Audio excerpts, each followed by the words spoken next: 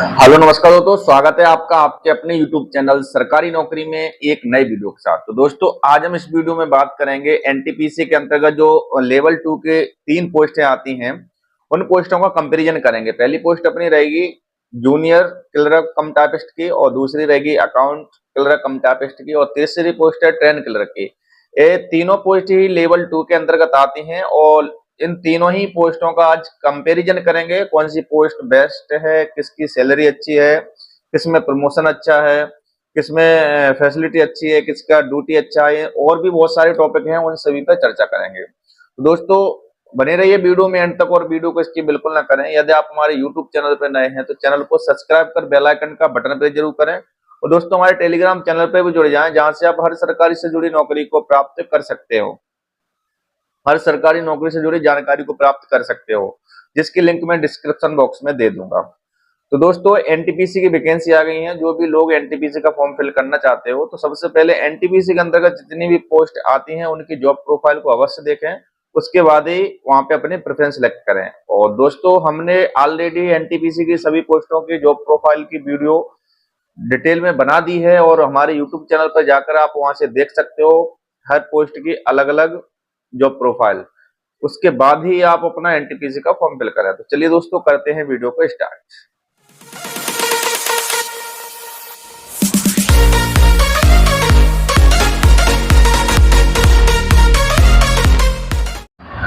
तो दोस्तों इन तीनों पोस्टों को लेकर के आज इतने टॉपिक रखे हैं, इन्हीं टॉपिकों पर चर्चा करेंगे। पहला टॉपिक अपना रहेगा कि इनकी सिलेक्शन प्रोसेस क्या होती है,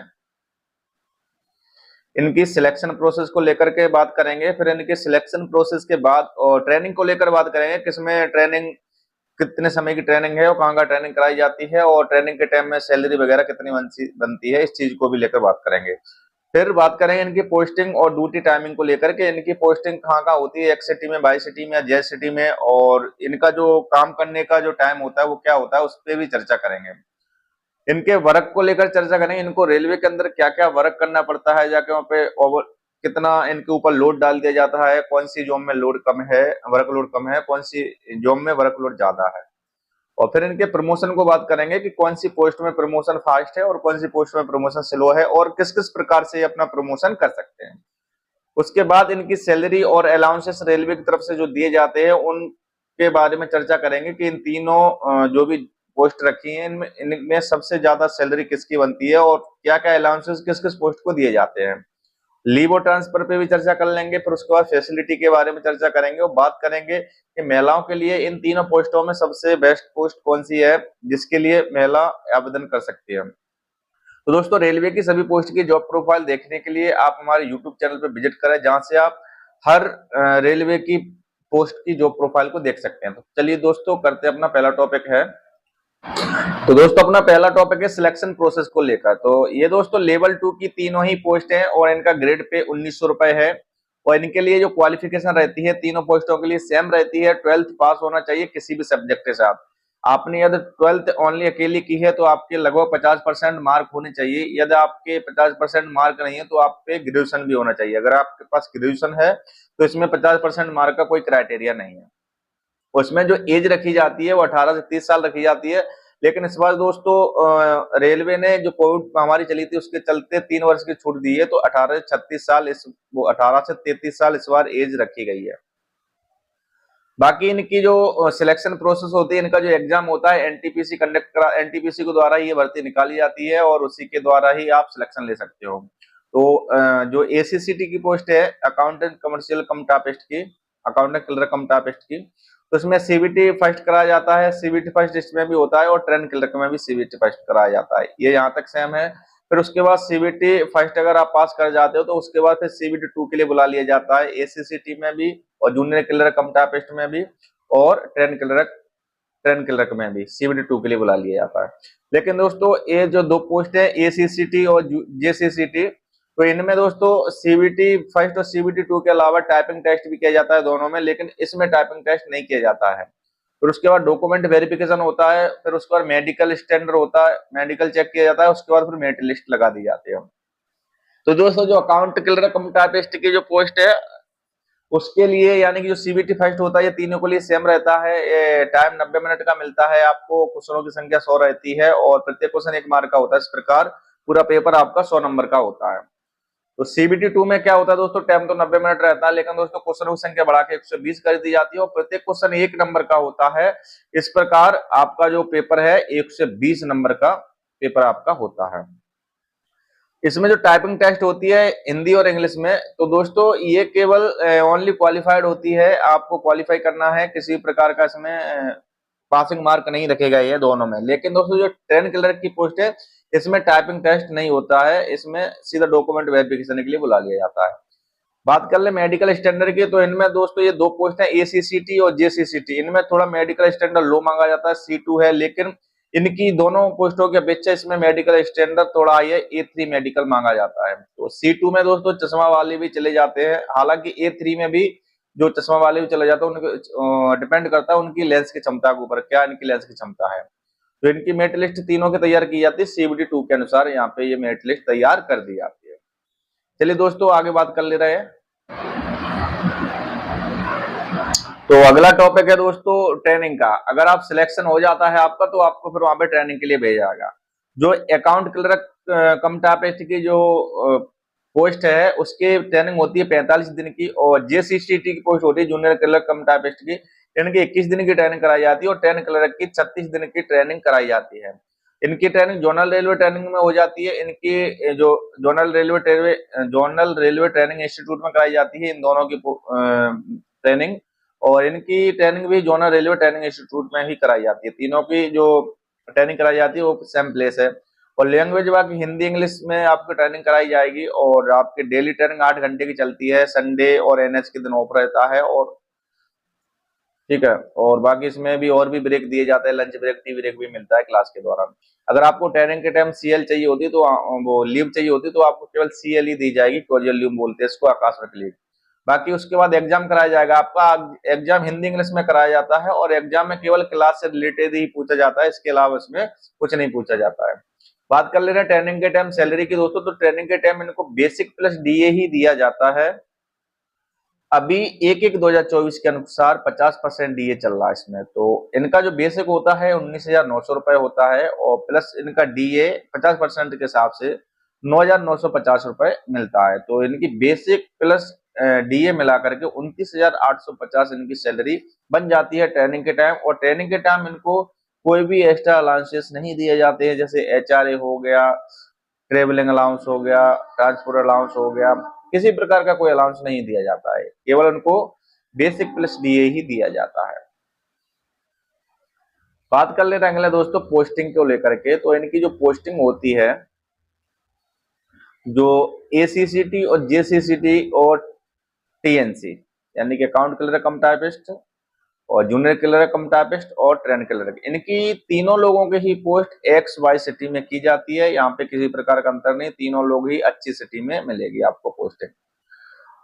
और जो एसीसीटी की पोस्ट है इनको headquarter, TA office, DRM office और प्रोडक्शन ऑफिस वर्कशॉप में काम करना पड़ता है। और बाकी जेसीसीटी है इनको ड्यूटी भी हेडक्वार्टर, डीआरएम ऑफिस और आरआरसी, आरआरबी ऑफिस में इनको ड्यूटी लगा दी जाती है। वर्कशॉप, प्रोडक्शन शॉप में भी इनकी ड्यूटी लगा दी जाती है, किसी बड़े स्टेशन या जंक्शन पे भी इनकी ड्यूटी लगा दी जाती है।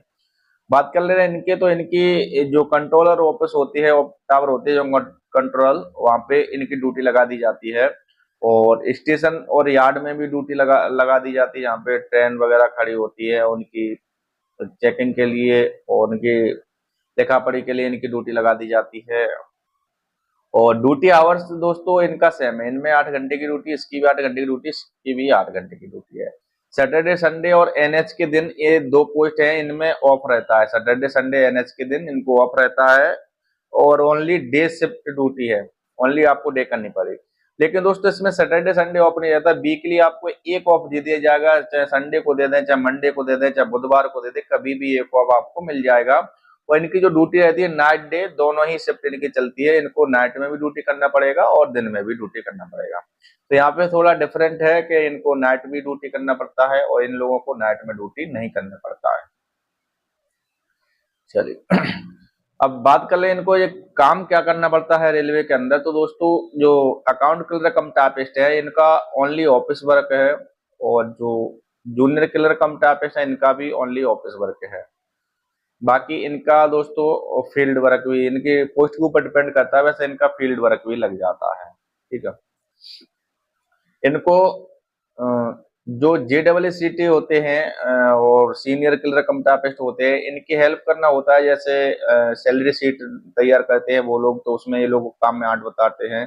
पेंशन शीट वगैरह तैयार करते हैं तो उसमें ऑडिट शीट वगैरह में और इनको क्या करते हैं, थोड़ा हेल्प करते हैं उनकी, उनका काम में हाथ बटाते हैं, इनको भी काम दिया जाता है उसी के रिलेटेड। और सेम काम यही है, JCCT में हेडक्वार्टर DRM ऑफिस में लगती है, तो इनको भी सैलरी की सीट, डाटा एंट्री करना, ट्रांसफर सीट और रिटायरमेंट सीट कब क्या हो रहा है, ये भी इनके हाथ बताते हैं सीनियर क्लर्क कम टाइपिस्ट लोगों का। और RRC ऑफिस में ड्यूटी लगती है, तो डिवीजन ऑफिस से मंथली वैकेंसियों की जो पोजीशन रहती है उसको ये लोग इकट्ठा करते हैं। बाकी एम्प्लॉय डाटा का रिकॉर्ड HRMS और रेस में ही इनका काम रहता है, किसी प्रकार का चेंजेस करना है तो ये लोग ही वहाँ पे चेंजेस करते हैं। और इनके प्रोडक्शन यूनिट और वर्कशॉप में भी ड्यूटी लगती है, वहाँ पे भी डाटा एंट्री का काम करते हैं। लेकिन दोस्तों ये है इनकी थोड़ी फील्ड में भी वो ड्यूटी लग जाती है। इनका वर्क डिपेंड करता है पोस्टिंग ऊपर, याद इनकी यार्ड स्टेशन में भी ड्यूटी लगा दी जाती है। यार्ड स्टेशन में coaching yard, goods yard, engine wagon, coach की गिनती करना और उनके आने जाने का टाइम का मैनेजमेंट करना, और SM को जानकारी देना कौन सी ट्रेन यार्ड में खड़ी है, कब जाएगी, इस चीज का SM से संपर्क करना, एक दूसरे को जानकारी शेयर करना। बाकी ऑफिस में ये रजिस्टर मेंटेन करते हैं, उसका भी काम करते हैं। कंट्रोल टावर में भी ये centre cabin signal to SM time record वगैरह ट्रेन का करते हैं। यानी कंट्रोल टावर में जैसे कोई ट्रेन लेट वगैरह हो जाती है, किसी कारण बस रुक जाती है, तो वहाँ पे लोको पायलट और जो ट्रेन मैनेजर होते हैं डायरेक्ट कंट्रोल टावर में फोन करते हैं। फिर उसके बाद जो कंट्रोल टावर में जैसे फोन जाता है तो उसके बाद ये लोग पूरे डिवीजन में फोन कर देते हैं, उसके बाद उस समस्या का किसी प्रकार से समाधान किया जाता है। बाकी कंट्रोल ऑफिसर होते हैं उसमें असिस्ट करते हैं लोग उनको ही, कंट्रोलर को। और DRM headquarter office work under senior DOM के अंडर ये काम करते हैं। अगर दोस्तों इनकी DRM ऑफिस में ड्यूटी लगती है तो इनको भी संडे, सैटरडे और NH के दिन ऑफ मिलता है। संडे और सैटरडे और NH के दिन इनको भी ऑफ रहता है, DRM ऑफिस में ड्यूटी लगती तो। बाकी फील्ड वगैरह में ड्यूटी लगती है तो इनको ओनली एक ही वीकली ऑफ दिया जाता है।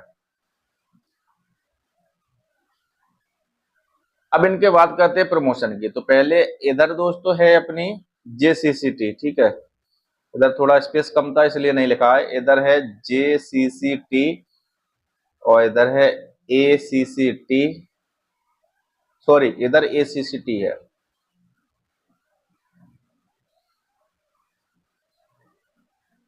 हाँ नीचे लिखा है, चलो यहाँ पे ACCT है और JCCT है, 10 कर रहा है। तो दोस्तों जो ACCT की पोस्ट होती है ये पहले 1900 ग्रेड पे नौकरी लगती है इनकी। तो 1900 से पहले तो यानी कि यहाँ पे JEE की जाने के लिए इनकी 3 साल सर्विस कंप्लीट होनी चाहिए, और उसके बाद इनको यहाँ पे एक 2A एग्जाम क्वालिफाई करना पड़ता है। 2A एग्जाम क्वालिफाई करेंगे तो उसके बाद ही ये JEE की पोस्ट पे प्रमोट हो जाओगे, यानी कि लेवल 5 की पोस्ट है। लेवल 2 से इनका लेवल 3 स्किप कर दिया जाता है, लेवल 5 पे सीधे डायरेक्ट पहुंच जाते हैं। फिर उसके बाद इनको JEE से यहाँ पे एग्जाम नहीं कराया जाता है, यहाँ पे केवल इनको क्या करना है 3 साल की सर्विस यहाँ पे कंप्लीट हो जाती है। 3 साल की यहाँ पे भी सर्विस कंप्लीट हो जाएगी इनकी, यानी कि 6 साल की लगभग मोटा मोटी। तो इनको AA की पोस्ट के लिए प्रमोशन कर दिया जाएगा 4200 GP के लिए। फिर उसके बाद AA से SSO के लिए जाने के लिए इनको 3A एग्जाम कंप्लीट करना पड़ेगा, और यहाँ पे भी लगभग इनकी 3 साल की सर्विस कंप्लीट होनी चाहिए, यानी कि 9 साल की टोटल यहाँ पे सर्विस हो जाएगी, 9 या 10 साल की। तो इनको SSO पोस्ट के लिए प्रमोट कर दिया जाएगा, जो 4800 GP की पोस्ट है, तो वहां पे इनको प्रमोशन दे दिया जाता है। फिर उसके बाद यहाँ से जो एग्जाम होंगे तो इनको LDC जो डिपार्टमेंटल एग्जाम होते हैं रेलवे में, उनके द्वारा ये आगे ऊपर भी 5400 पे और 5600 पे 6600 GP तक आगे भी जा सकते हैं। बात करें JCCT की, तो ये भी यहाँ पे क्या है दोस्तों, यहाँ पे जो 2A और 3A एग्जाम यहाँ पे नहीं होता। यदि आपकी यहाँ पे 3 साल सर्विस कंप्लीट हो जाती तो आपको यहाँ पे ऑटोमेटिकली सीनियर सीसीटी बना दिया जाएगा। फिर उसके बाद यहाँ पे भी आपकी 3 साल सर्विस कंप्लीट हो जाती है, लगभग 3 या 4 साल, तो आपको ओएस बना दिया जाएगा। तो फिर उसके बाद आपको जीडीसी एग्जाम या एलडीसी एग्जाम के द्वारा यहाँ से आपको चीफ ओएस बना दिया जाता है। यहाँ पे भी आपकी सर्विस कंप्लीट होनी चाहिए, 3 साल की लगभग होनी चाहिए, उसके बाद आप एलिजिबल होते हैं। फिर एलडीसी एग्जाम देखिए, पीओ, डीपीओ और सीनियर डीपीओ तक आपको पहुंच सकते हो। वैसे यहाँ तक ये पोस्ट है, जो 3 पोस्ट है ये ऊपर की, ये पोस्ट है ज्यादातर यूपीएससी लेवल से भरी जाती है। अगर आपकी सर्विस बचती है तो आप एग्जाम पास करते हो एलडीसी वगैरह, तो आप भी ऊपर पहुंच सकते हो। चलिए बात कर लेना ये ट्रेन क्लर्क की। तो ट्रेन क्लर्क में ये दोस्तों, इसमें प्रमोशन थोड़ा फास्ट है, क्योंकि ये थोड़ा 1900 जीपी पे जब आप प्रमोट कर नौकरी होती है आपकी, तो आपको वहां से 3 साल की सर्विस होने के बाद आपको सीनियर टीएनसी बना दिया जाता है, यानी कि ये लेवल 3 की पोस्ट पे पहुंचा दिया जाता है। लेवल 4 की पोस्ट है। फिर उसके बाद आपके यहाँ पे 3 साल सर्विस कंप्लीट हो जाती है तो आपको 4200 जीपी पे, यानी कि चीफ ट्रेन क्लर्क के रूप में आपको प्रमोशन कर दिया जाएगा। फिर उसके बाद आपको एओएम की पोस्ट के लिए प्रमोशन कर दिया जाता है, 4-5 साल सर्विस हो जाए। यानी कि यहाँ से फिर आपको एलडीसी के थ्रू ही जाना पड़ेगा ऊपर। एलडीसी तो 5400-6600 पे आप जल्दी ही पहुंच जाओगे। यहाँ पे दोस्तों 4800 जीपी पे जल्दी पहुंच जाते हो, यहाँ तक एग्जाम नहीं देना पड़ता है। 4800 जीपी तक आप जल्दी पहुंच जाओगे इनकी अपेक्षा। इनमें पहुंच जाओगे आप 3-6 यानी कि 7-8 साल में ही पहुंच जाओगे, तो इनमें थोड़ा टाइम लग जाता है। तो प्रमोशन के नजर से ये टीएनसी की पोस्ट है, इसमें थोड़ा फास्ट प्रमोशन है इन सब के अपेक्षा। थोड़ा इनका वर्क थोड़ा हार्ड रहता है इनको, क्योंकि फील्ड भी जॉब करनी पड़ती है और नाइट शिफ्ट भी इनको ड्यूटी करना पड़ता है। तो इनका वर्क इनकी अपेक्षा हार्ड है, बाकी इनका प्रमोशन ठीक है। चलिए मेन पॉइंट रहता है सैलरी का। सैलरी पे बात कर ले रहे हैं। देखिए ये तीनों ही पोस्ट है लेवल 2 की, यानी कि ग्रेड पे 1900 की पोस्ट है, और इनका जो बेसिक पे है वो 19,900 रुपए रहता है। और अभी जो डीए मिल रहा है 1/1/2024 का ना, 50% डीए मिल रहा है, तो इनका डीए बन जाता है 9,950 रुपए। तो और इनको तीनों को ही same HRA, same transport allowance मिलता है। एक सिटी में है तो 5770 रुपए मिलेगा, 22 सिटी में है तो 3980 रुपए मिलेगा, और जेड सिटी में है तो 1990 रुपए मिलेगा। बाकी जो ट्रांसपोर्ट अलाउंस होता है घर आने जाने के लिए मिलता है ड्यूटी से, तो एक सिटी में तो 2025 रुपए मिलेगा, बाई और जेड सिटी में 1350 रुपए मिलता है। बाकी दोस्तों इनका जो एनपीएस में डिडक्शन होता है तीनों ही लोगों का, 2980 रुपए एनपीएस में डिडक्ट कर लिया जाएगा। और इनको टीए भी दिया जाता है, यदि आप ये वर्किंग पॉइंट से अपने 8 किलोमीटर की दूरी से अधिक काम करने ड्यूटी लगाई जाती है इनकी, तो इनको 625 रुपए पर डे टीए के रूप में दिया जाता है। अब देखिए दोस्तों, जो एसीसीटी की पोस्ट है इनको नाइट ड्यूटी अलाउंस नहीं मिलता है, और टीए नहीं मिलता है, ट्रेवलिंग अलाउंस, और एनएच अलाउंस यानी कि हॉलीडे अलाउंस इनको नहीं मिलता है। सेम जेसीसीटी को भी नहीं मिलता है, क्योंकि इनके डीआरएम ऑफिस में ड्यूटी रहती है, तो और आरआरबी आरआरसी ऑफिस में ड्यूटी रहती है, तो वहाँ पे नाइट ड्यूटी नहीं लगती है, ना ही ट्रेवलिंग अलाउंस मिलता है क्योंकि सेम प्लेस पे ड्यूटी रहती है आपकी, और ना ही आपको एनएच मिलता है क्योंकि एनएच को वो लोग वहाँ पे भी छुट्टी रहती है। लेकिन दोस्तों जो ट्रेन क्लर्क की है जो पोस्ट, इसमें नाइट ड्यूटी अलाउंस भी दिया जाता है आपको, क्योंकि इनकी ड्यूटी नाइट में भी लगती है, दिन में भी लगती है। इनको टीए भी मिलता है, क्योंकि ये कभी कभी क्या होता है, ये अपने जो वर्किंग प्लेस है वहां से दूसरे स्टेशन के लिए इनको भेज दिया जाएगा, वहां पे आपको जाके चेक करना है, मेंटेन करना है, तो वहां पे कभी कभार ड्यूटी इधर उधर होती रहती है इनकी।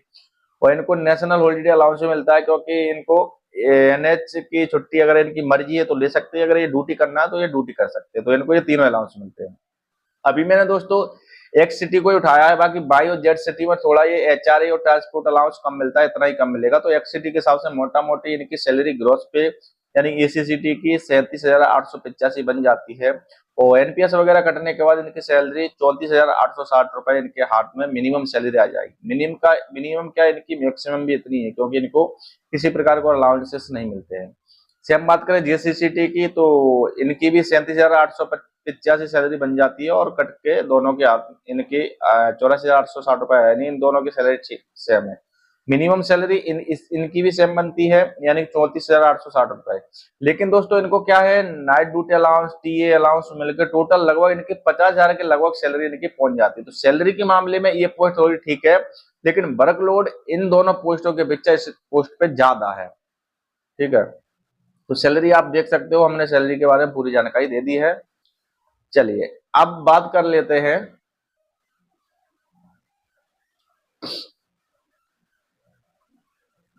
तो बात कर ले रहे हैं जो और भी फैसिलिटी वगैरह दी जाती है, लीव है जिनकी, तो एसीसीटी, इधर जेसीसीटी, यस इधर भी ये हो गया है, इधर जेसीसीटी है दोस्तों है, इधर हम